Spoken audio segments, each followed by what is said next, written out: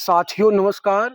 साथियों, उत्तर प्रदेश शिक्षा सेवा चयन आयोग के द्वारा आपकी टीजीटी की परीक्षा 3-4 जून को प्रस्तावित है, जिसका विज्ञापन जो है उत्तर प्रदेश शिक्षा सेवा चयन बोर्ड जब 2022 में निकाला था तो उस समय शिक्षा सेवा चयन बोर्ड हुआ करता था, लेकिन अब शिक्षा सेवा चयन आयोग बोर्ड भंग करके 2023 में शिक्षा सेवा चयन आयोग का गठन किया गया।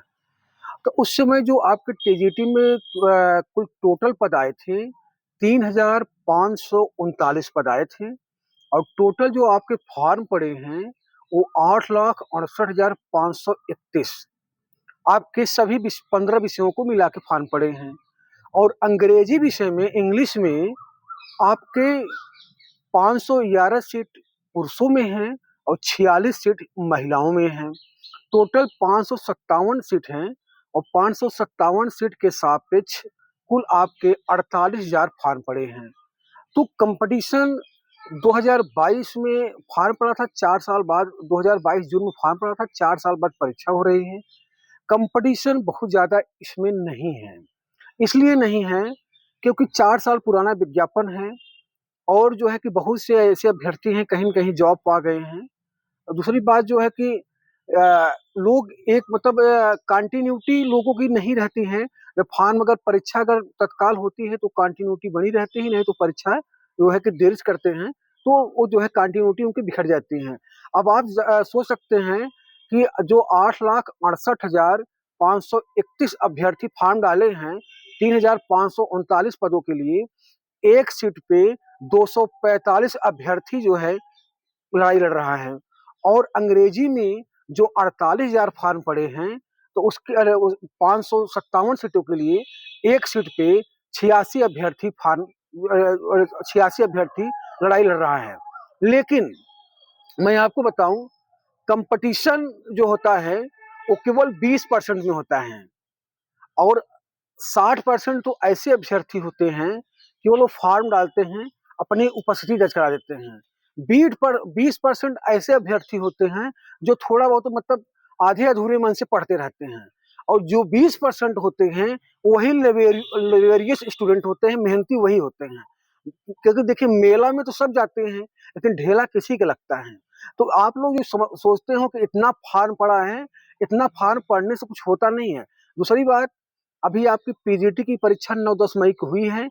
आप देखे होंगे कि 9 मई को मात्र 38% और आपकी 10 मई को 45-46% उपस्थिति थी। और इसमें भी अरे टीजीटी जो 3-4 जून की परीक्षा होगी, बहुत उड़ करके अगर ज़्यादा लड़के आएंगे तो 50% उपस्थिति रहेगी। यानी आपका केवल 4 से साढ़े 4 से 5 लाख लड़के ही फॉर्म देंगे, परीक्षा देंगे। और अंग्रेजी में भी 24 से 30,000 लड़के परीक्षा देंगे, उससे ज़्यादा नहीं देंगे। क्योंकि जो है कि 4 साल पुराना विज्ञापन है इसलिए, और कहीं न कहीं कोई हो गया है।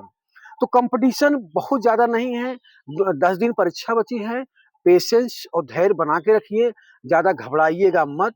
और जो है कि अभी एक तो ये पुरानी टीजीटी, पीजीटी के अभ्यर्थियों को ये बहुत पुरानी बीमारी है कि जो सामने परीक्षा है टीजीटी 2022 का, उसको न देखते हुए कि हमारे पास मैसेज करेंगे फ़ोन, दिनेश भाई नया विज्ञापन कब आएगा?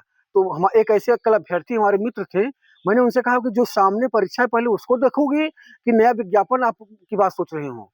पहले जो सामने परीक्षा है उसको देखिए, उसमें आप अपना 100% दीजिए। नौकरी लग गई तो अच्छी बात, नहीं लगी तो कोई बात नहीं, लेकिन आप पहले परीक्षा तो दीजिए। और नहीं तो आप टीजीटी 2022 का विज्ञापन फॉर्म डाल करके और नेक्स्ट विज्ञापन इंतजार कर रहे हैं। ये बहुत खतरनाक बीमारी है, इस बीमारी से आप बचिए। ये हमारे जो मित्र हैं उन्हीं की नहीं, बहुत से अभ्यर्थियों की बीमारी है कि परीक्षा सामने रहेगी लेकिन वो नया विज्ञापन का इंतजार करते रहते हैं। और मैं आपको अंत में यही कहूंगा, कंपटीशन बहुत ज्यादा नहीं है। कंपटीशन केवल कोई भी परीक्षा उठा लीजिए, चाहे लोक सेवा, शिक्षा सेवा, चाहे एसएससी, चाहे रेलवे, चाहे बैंक, कंपटीशन केवल 20% में होता है। कंपटीशन और 60% तो केवल भीड़ रहती है। 20% ऐसे अभ्यर्थी होते हैं जो आधे अधूरे मन से एग्जाम देते हैं। 20% ऐसे ही अभ्यर्थी होते हैं वो जो है कि शिद्दत से और मेहनत से एग्जाम देते हैं। तो 10 दिन बचा है, 10 दिन जो है कि आप शिद्दत से पढ़िए, मेहनत से पढ़िए, आपका सिलेक्शन होगा। और जब सिलेक्शन होगा, नहीं हुआ तो बहुत बड़ी घबराने की बात नहीं है। तो मैं आज की वीडियो यहीं तक, आप लोग को जो मैं बताया पूरा सटीक जानकारी दे दिया। जैसा भी लगा हो वैसा आप कमेंट जरूर करिएगा। बहुत बहुत धन्यवाद आप लोग का। नमस्कार। और आपको ढेर सारी हार्दिक बधाई एवं शुभकामनाएं। धन्यवाद।